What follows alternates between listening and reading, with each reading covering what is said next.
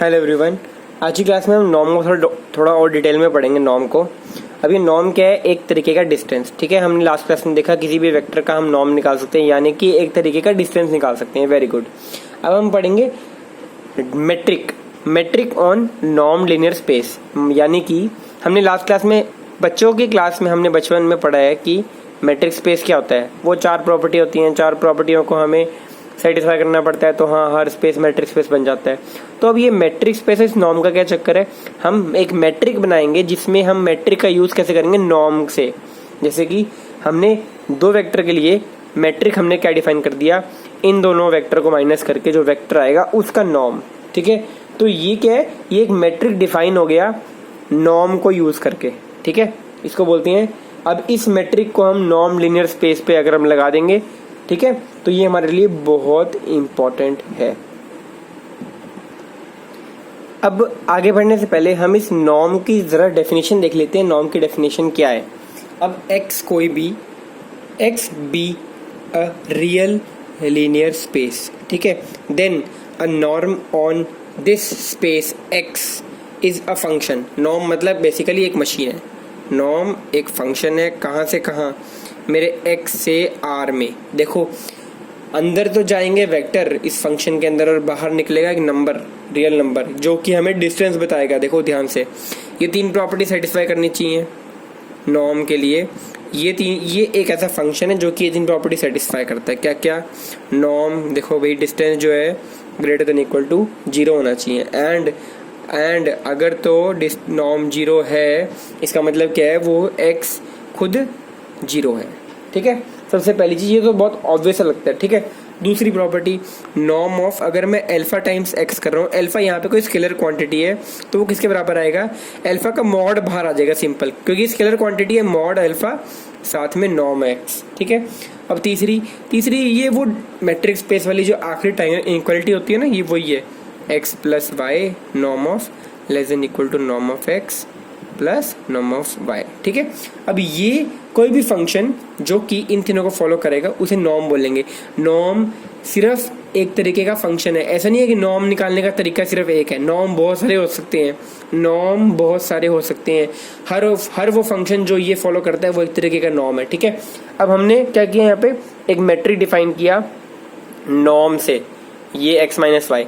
अब आप चेक कर लो इस मैट्रिक को, ये वाला मैट्रिक है नॉर्म मैट्रिक, ये इन चारों को सेटिस्फाई करेगा। ये आप इन प्रॉपर्टीज का यूज करके आप इन सब को चेक करना कि क्या ये जो है ये एक मैट्रिक स्पेस बनाता है, क्या ये एक मैट्रिक है, मतलब कि क्या ये इन 4 प्रॉपर्टीज को फॉलो करता है। आप ये चेक करना, ठीक है, खुद से।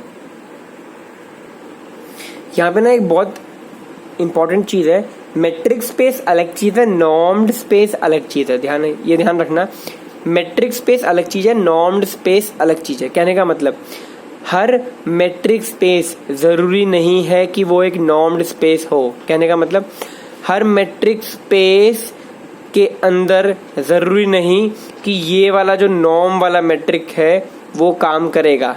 ठीक है, ये काम की चीज है। जैसे कि for example discrete matric space होता है, जिसमें डिस्टेंस नापने का तरीका क्या होता है कि distance of x and y 0 1। 0 कब? अगर x बराबर y, अगर x not equal to y, अगर तो x इक्वल टू y तो डिस्टेंस 0। ये जो मैट्रिक है ना, इस मैट्रिक से जो मैट्रिक स्पेस बनता है उसे बोलते हैं हम डिस्क्रीट मैट्रिक स्पेस। ठीक है, ये एक मैट्रिक स्पेस तो है, पर ये एक नॉर्म्ड लीनियर स्पेस नहीं है। हम इस मैट्रिक के अंदर कोई भी नॉर्म नहीं ढूंढ सकते, डिस्टेंस नापने का तरीका हम नहीं ढूंढ सकते। ठीक है, यहाँ पे एक और ध्यान देने वाली बात है, अगर मैं बोल रहा हूँ कि मेरा नॉर्म्ड स्पेस है कोई, यानी कि ये नॉर्म वाली तीनों प्रॉपर्टी सेटिस्फाई करेंगी, तो ये जो अल्फा है ना, यहाँ पे ये वाली जो सेकंड प्रॉपर्टी है, ये फॉर ऑल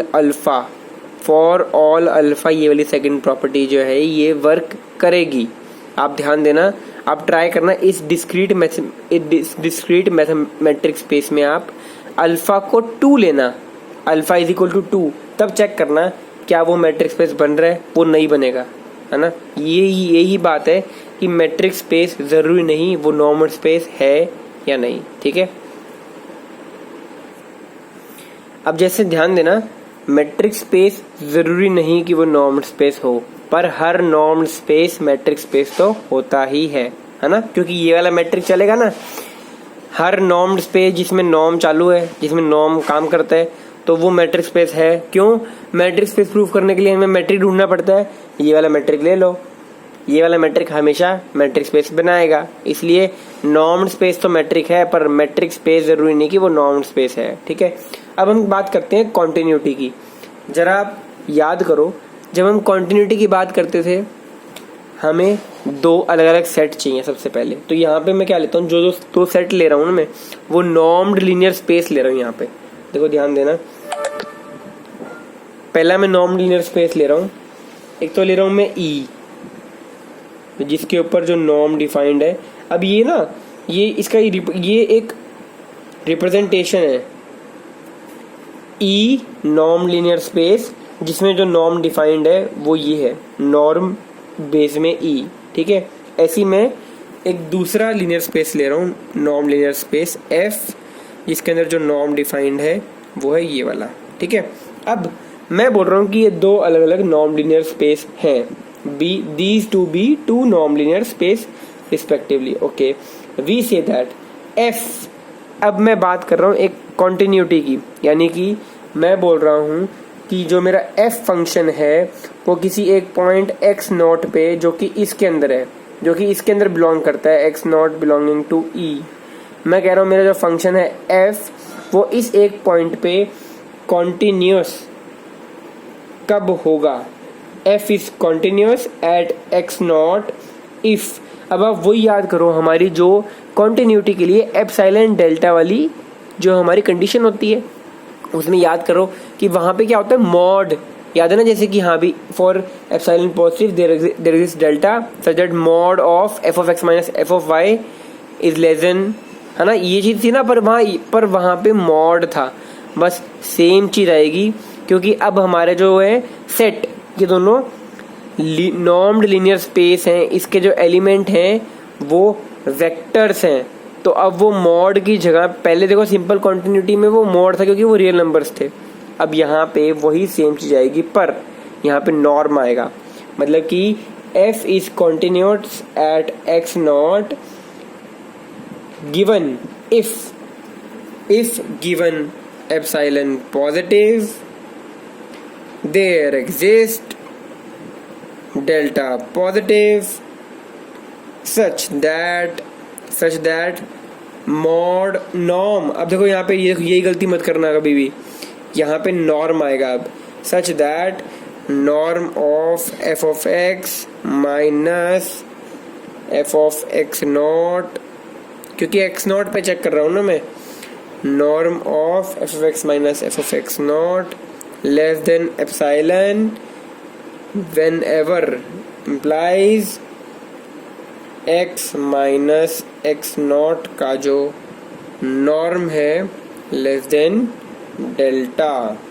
अब यहाँ पे एक इम्पॉर्टेंट बात और छोटी सी, ये जो नॉर्म है ये f ऑफ x लगने के बाद ये इसके अंदर लग रहा है, तो ये जो नॉर्म है ये बेस f वाला लगेगा। ये जो नॉर्म है ये इस e में लगा रहा था, तो ये जो नॉर्म है ये e में लगेगा। ये मैं वही बात कहने की कोशिश कर रहा हूँ, नॉर्म जरूरी नहीं, निकालने का तरीका एक है। ये हम आगे देखेंगे, नॉर्म भी अलग अलग हो सकते हैं बहुत सारे, ठीक है। बस हाँ, ये वाला फंक्शन भी नॉर्म है, तो ये नॉर्म यहाँ पे f है less than epsilon implies x minus x not less than delta.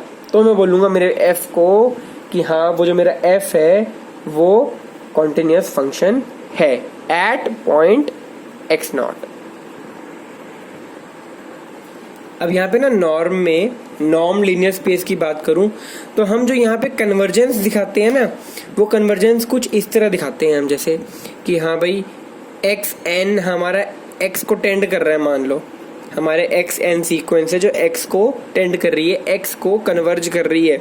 तो हम नॉर्म में इसको कैसे दिखाएंगे कि हाँ भाई नॉर्म ऑफ, नॉर्म मतलब distance, norm of x n minus x का नॉर्म।